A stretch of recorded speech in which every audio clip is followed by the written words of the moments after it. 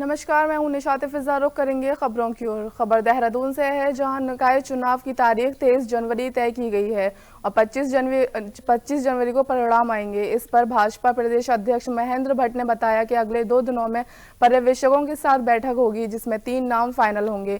इसके अलावा नगर निगम के लिए 3 नामों का पैनल पार्टी हाईकमान को भेजा जाएगा, जो निर्णय लेगा। भट्ट ने दावा किया कि भाजपा की पूरी तैयारी है और नगर निकायों में भाजपा का परचम फहरेगा। हमारी आज और कल चुनाव के संदर्भ में जो पर्यवेक्षक है तो उनकी हमारी बैठक है। उस बैठक के बाद हमारे 3 नाम के पैनल बनेंगे। फिर हमारी कोर टोली बैठकर प्रत्याशी की घोषणा करेगी। नगर निगम के लिए पैनल केंद्र को जाएगा। केंद्र से सहमति के बाद वहाँ से प्रत्याशी घोषणा होगी। और चुनाव प्रबंधन की दिशा हमने प्रत्येक पंचायत में, नगर निगम में, पालिका में चुनाव संचालन समिति का हमने गठन कर दिया है। प्रत्याशी घोषित होने के बाद 2 दायित्व तो उसमें और एडिशनल जुड़ जाएंगे, जो प्रत्याशी की सहमति से होंगे। और मैं कह सकता हूँ हमने तैयारी की, चुनाव की दृष्टि से लगभग 2 माह से हमारी तैयारी है। बहुत जल्दी प्रत्याशी घोषणा होने के बाद विधिवत रूप से चुनाव प्रचार का अभियान प्रारंभ हो जाएगा। तो क्या हमारी आज और कल चुनाव के संदर्भ में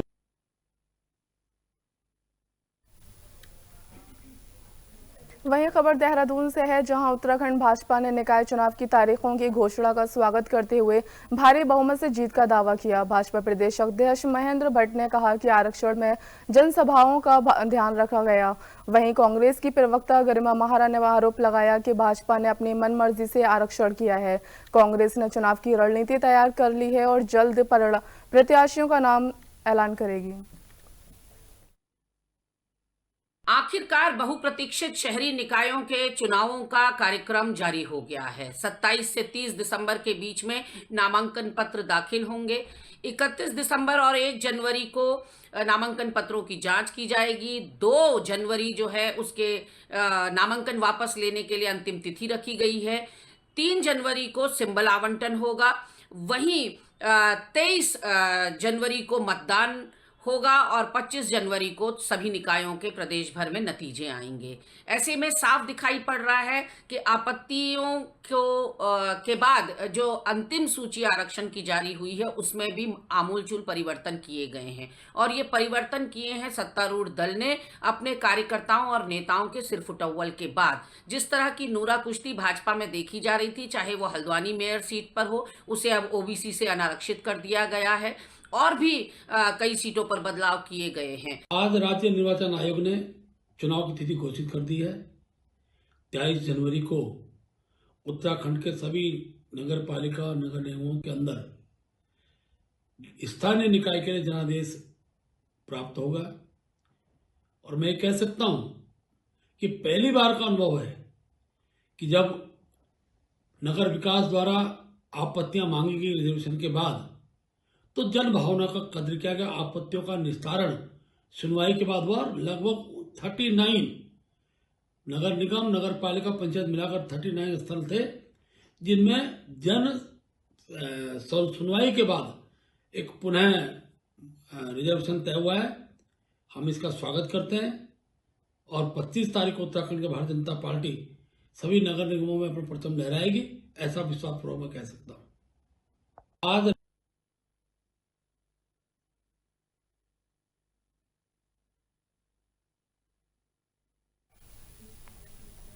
खबर देहरादून से है, जहां राष्ट्रीय खेलों का काउंटडाउन शुरू हो गया है। खेल मंत्री रेखा आर्या ने देहरादून के राजीव गांधी क्रिकेट स्टेडियम से फिर 4 टीमों को रवाना किया और 13 जिलों के अधिकारियों के साथ वीडियो कॉन्फ्रेंसिंग कर तैयारियों की समीक्षा की। 26 दिसंबर से हल्द्वानी में मशाल यात्रा शुरू होगी, जो 25 जनवरी को देहरादून पहुंचेगी। यात्रा के दौरान साइकिल रैली, मैराथन, रस्साकसी, पंजा प्रतियोगिता जैसे आयोजनों का आयोजन किया जाएगा।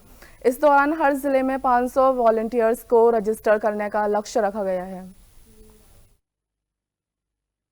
देखिए, 26 तारीख से हम लोग हल्द्वानी गोलापार से मशाल यात्रा प्रारंभ करने जा रहे हैं और यह यात्रा माननीय मुख्यमंत्री जी के कर कमलों से शुरुआत होने जा रही है। निश्चित रूप से इसकी तैयारी बैठक जो है आज मैंने ली है और इस तैयारी बैठक में हमारे 13 जनपदों के जिलाधिकारी जुड़े रहे, जिनसे इस यात्रा को हर मुख्यालय तक पहुंचना, मुख्यालय से ब्लॉक लेवल तक में इस राष्ट्रीय खेलों का अथवा मशाल यात्रा का पूरी जन जागरूकता करना, इसके साथ ही वॉलंटियर रजिस्ट्रेशन होना, इसके अतिरिक्त कुछ अन्य कार्य भी जो कि जिलाधिकारी अपने स्तर से कर सकते हैं, बतौर उनको सुझाव उनको दिए गए हैं, जिसमें हमारी मैराथन से लेकर वो किसी प्रकार की प्रतियोगिता जिसमें रस्साकसी हो गया या पुशअप हो गया, पंजा प्रतियोगिता हो गया, इस प्रकार के कार्य भी कर सकते हैं।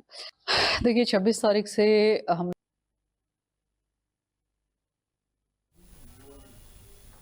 खबर पौड़ी से है, जहां श्रीनगर शहर के उपफालवा क्षेत्र को नगर निगम में शामिल किए जाने के बाद भी यहां की जनता को सुविधाएं नहीं मिली।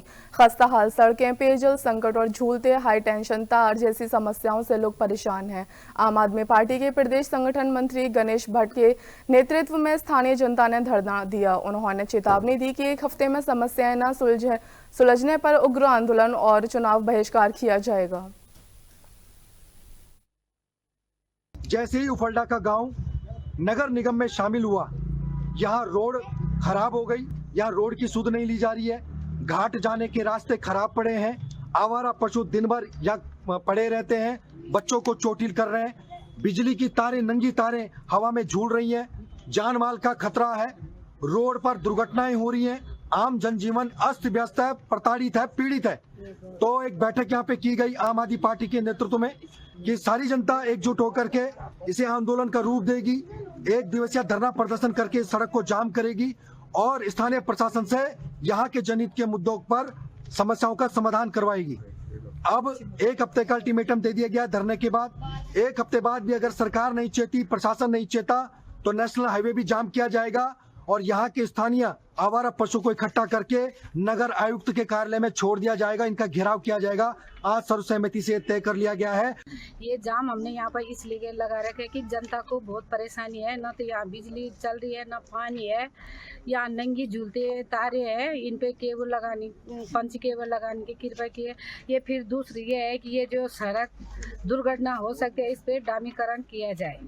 ये जाम हमने यहाँ पर इसलिए लगा रखा है कि जनता को बहुत परेशानी है, न तो यहाँ बिजली चल रही है, न पानी है, यहाँ नंगी झूलते तारे हैं, इन पे केबल लगानी, पंच केबल लगाने की कृपा की है। ये फिर दूसरी ये है कि ये जो सड़क दुर्घटना हो सकती है, इस पे डामीकरण किया जाए। ये जाम हमने यहाँ पर इसलिए लगा रखा है कि जनता को बहुत परेशानी है, न तो यहाँ बिजली चल रही है, न पानी है, यहाँ नंगी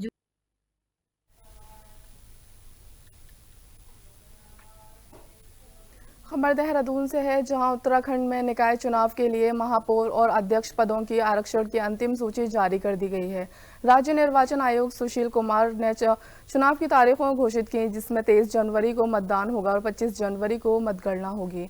नामांकन पत्र 27 से 30 दिसंबर तक प्राप्त होंगे। मतदान के लिए सभी तैयारियां पूरी कर ली गई हैं। नाम निर्देशन पत्र यानी जो नॉमिनेशन है वो 27 दिसंबर से 30 दिसंबर तक प्रतिदिन सुबह 10 बजे से साढ़े 5 बजे तक नॉमिनेशन किया जा सकता है और नाम निर्देशन पत्रों की जांच जो स्क्रूटनी है वो 31 दिसंबर और 1 जनवरी को की जाएगी और ये 10 बजे से प्रतिदिन शुरू होकर और जिस दिन कार्य समाप्त होगा तब तक की जारी रहेगी।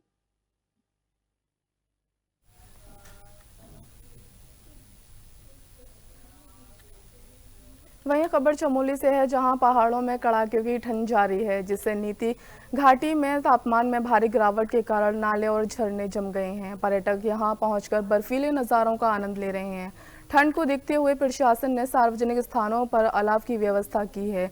मौसम विभाग की चेतावनी के बाद जिलाधिकारी ने सभी संबंधित विभागों को अलर्ट रहने के निर्देश दिए हैं।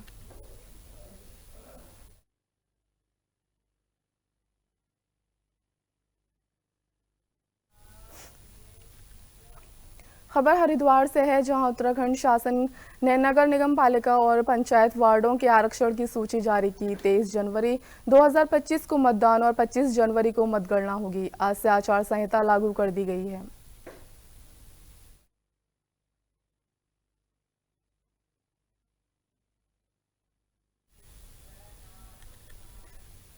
वहीं खबर हरिद्वार से है, जहां हरिद्वार में लगातार बढ़ती ठंड से लोगों को दिक्कत हो रही है। सुबह से धूप न निकलने के कारण तापमान 15 डिग्री तक गिर गया है, जो रात 8 डिग्री तक पहुंचने की उम्मीद है।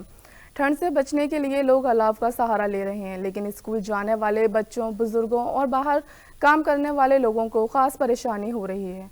राहगीरों का कहना है कि ठंड के कारण हाथ सुन्न हो रहे हैं और गाड़ियां चलाना मुश्किल हो रहा है। विनीशा वर्मा ने कहा, धूप न होने से ठंड बढ़ गई है, जिससे दफ्तर जाने वाले को दिक्कत हो रही है। उन्होंने सुझाव दिया, छोटे बच्चों के लिए स्कूल की छुट्टी का आदेश दिया जाना चाहिए। हाँ जी, आज पहला दिन है, जो मतलब इतना सुबह से ही इतना धूप निकली हो रही है और ठंड की मतलब हम लोग बाहर आने जाने वाले हैं, डेली काम कर रहे हैं, तो हम मतलब ना और सफ़र भी ऐसा करना पड़ता है कि स्कूटी पे है, तो बहुत ज़्यादा आज प्रॉब्लम होती है। क्या करती हैं आप? मैं अंडर एडवोकेट हूँ। तो ऐसे में आपको आना जाने में बहुत दिक्कतें हो रही होंगी। हाँ जी, बिल्कुल मैम, इतना सब कुछ कवर करने के बाद भी मतलब हम बहुत ठंड हो रही है और ग्लव्स पहनने के बावजूद भी ना कुछ वो नहीं हो रहा, लेकिन ये काम पे जाना जरूरी है तो जाना भी पड़ेगा। और ये है कि स्कूल में जो छोटे छोटे बच्चे हैं उनको भी दिक्कत हो रही है, हम तो चलो बड़े हैं, हम थोड़ा इतना हमें सहन करना पड़ रहा है। हाँ जी, आज पहला दिन है, जो मतलब इतना सुबह से ही इतना धूप निकली।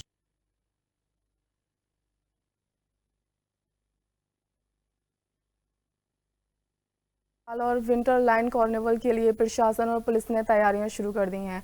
पुलिस ने सड़क किनारे खड़ी गाड़ियों के खिलाफ कार्रवाई करते हुए 6 गाड़ियां सीज की और 30 गाड़ियों का चालान किया। मसूरी में कैमल बैक रोड पर ARTO राजेंद्र विटारिया के नेतृत्व में संयुक्त कार्रवाई की गई। स्थानीय लोगों ने पार्किंग की समस्या उठाई और प्रशासन से निःशुल्क पार्किंग की मांग की। ARTO ने बताया कि सड़क किनारे खड़ी गाड़ियों से यातायात में समस्या होती है और मसूरी में पार्किंग के लिए विशेष व्यवस्था की जा रही है, जिसमें हाथीपाव में 350 वाहनों की पार्किंग चिन्हित की गई है। खड़ी करने की आ रही है। हम यहाँ रहते हैं, कैमल बैक में मकान है, कुंडी में मकान है। यहाँ पे ये कैमल बैक रोड छोड़ी गई थी भाई लोकल के लिए। लोकल का पास दे रहे हैं आप 2000 का बना के अंदर आने का। गाड़ी कहाँ खड़ी करें? सारी पार्किंग है तो दे दी है ठेके पे। अब टाउन हॉल वाली पार्किंग है वो दे जाए हमको लोकलों को, हम कहाँ खड़ी करें गाड़ियाँ?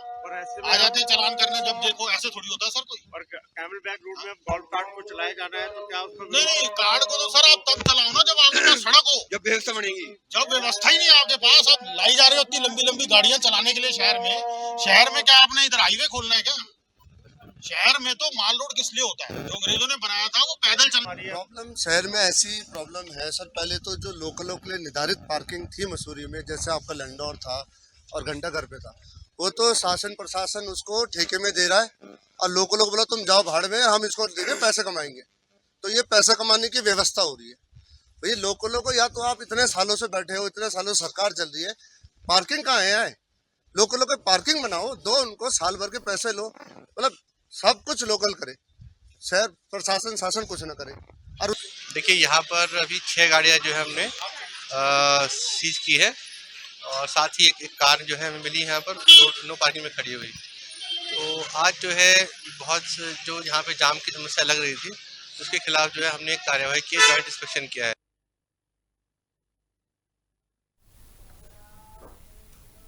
वहीं खबर उत्तरकाशी से है, जहां जनपद में मौसम ने फिर करवट ली है। सुबह से मुख्यालय समेत अन्य क्षेत्रों में बादल छाए हुए हैं। ऊंचाई वाले इलाकों में बारिश और बर्फबारी शुरू हो गई है, जो इस सीजन की दूसरी बर्फबारी है। हर्षिल, मुखवा, धराली और सुखी क्षेत्रों में जमकर बर्फबारी हो रही है। तापमान में भारी गिरावट के चलते लोग अलाव का सहारा ले रहे हैं। ठंड के कारण खांसी, जुकाम और बुखार के मामले बढ़ रहे हैं। हर्षिल वैली में बर्फबारी का आनंद लेने के लिए पर्यटक बड़ी संख्या में पहुंच रहे हैं।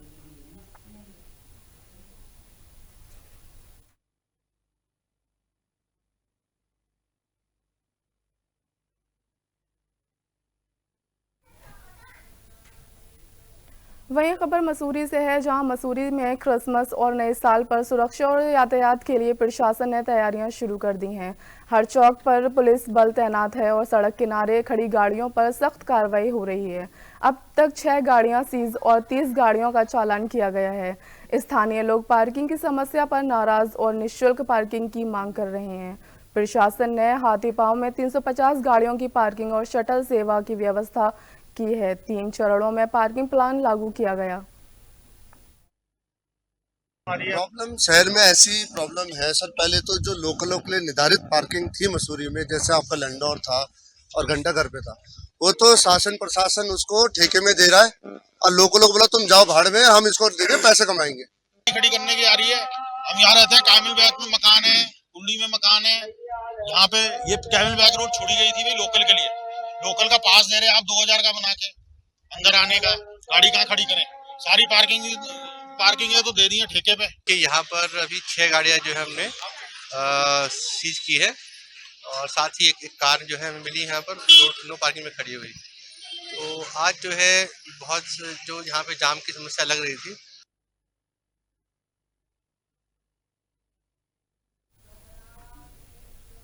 वहीं खबर नैनीताल से है, जहां मुख्यमंत्री पुष्कर सिंह धामी के नशा मुक्त उत्तराखंड अभियान के तहत पुलिस ने बड़ी कार्यवाही की।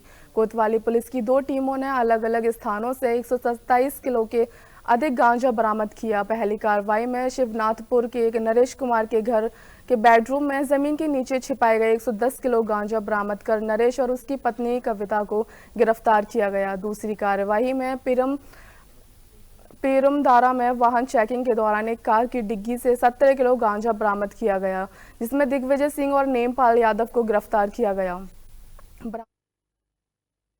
रुपए की कीमत बताई जा रही है।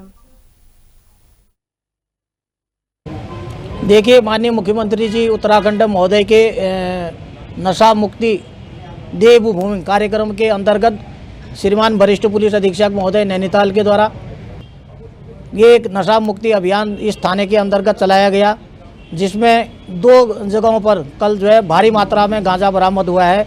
नंबर 1 टीम बालधन क्षेत्र में, जहां पर उप निरीक्षक धर्मेंद्र कुमार वो उप निरीक्षक नीरज चौहान के अध्यक्षता में एक टीम गठित की गई थी, जिसमें एक घर में मुखबिर की सूचना के आधार पर एक घर में जो है दबिश दी गई, जिसके परिप्रेक्ष्य में वहाँ से 110 केजी गांजा जो है बरामद हुआ है, जिसमें एक पुरुष और एक महिला जो है इसका कारोबार करते हुए उसमें मिले हैं, जिनको हमने गिरफ्तार किया है।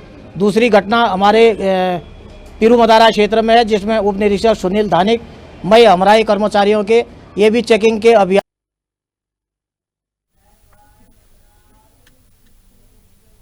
खबर उधम सिंह नगर से है, जहां कैनरा बैंक के 2 चालू खातों से करोड़ों रुपए के लेन देन मामले में पुलिस ने 2 आरोपियों को गिरफ्तार किया है। दोनों खातों में 33 करोड़ रुपए से लेन देन अधिक हुआ था। शाखा प्रबंधन की तहरीर पर पुलिस ने जांच शुरू की, जिसमें साइबर ठगी के सुराग मिले। जांच के दौरान पता चला कि एक खाता मोहम्मद सईम और दूसरा शारे खान के नाम पर खोला गया था। दोनों खातों में 37 साइबर शिकायतें दर्ज थीं। पुलिस ने आरोपियों को गिरफ्तार कर कोर्ट में पेश कर दिया, जबकि एक आरोपी की तलाश जारी है।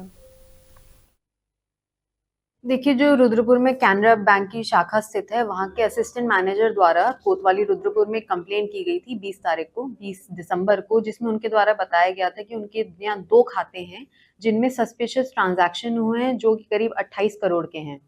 तो हमारे द्वारा जब इसमें जांच की गई तो सामने आया कि ये जो 2 खाते हैं ये भूत बंगला निवासी 2 लोगों के हैं, जिनका नाम है मोहम्मद सईम और शाकिर खान। इन दोनों के द्वारा ये खाते सितंबर में खुलवाए गए थे और अक्टूबर में इनमें करीब एक खाते में 4.5 करोड़ और दूसरे खाते में करीब 28 करोड़ का ट्रांजैक्शन हुआ है, जो कि कई परतों में, कई लेयर्स में हुआ है। जब इन सारे ट्रांजैक्शंस की जांच बैंक द्वारा की गई तो उनको ये पता चला कि जो इनके द्वारा अपनी गतिविधि बताई गई है अपनी फर्म के द्वारा, वो उससे मेल नहीं खाती है। जब पुलिस ने इसमें जांच की तो हमने ये पाया कि ये देश भर में कई लोगों के साथ साइबर फ्रॉड, साइबर धोखाधड़ी हुई है, जिनमें जो उनके पैसे लूटे गए हैं वो इन खातों में विभिन्न माध्यमों से आए हैं। हमारे द्वारा उन सभी शिकायतों की जांच की गई है और अभी करीब 37 ऐसी शिकायतें जो दर्ज की गई हैं। मोहम्मद सईम के खाते में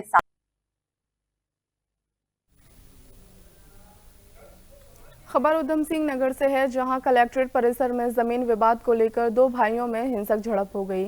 तारीख पर आए दोनों पक्षों के बीच कहासुनी के बाद लात घूंसे चलने लगे। कुछ देर बाद एक पक्ष ने लाठी डंडों से हमला कर पिता पुत्र को गंभीर रूप से घायल कर दिया। घटना की जानकारी पर पुलिस बल मौके पर पहुंचा, जहां आईपीएस निहारिका तोमर ने स्थिति संभाली।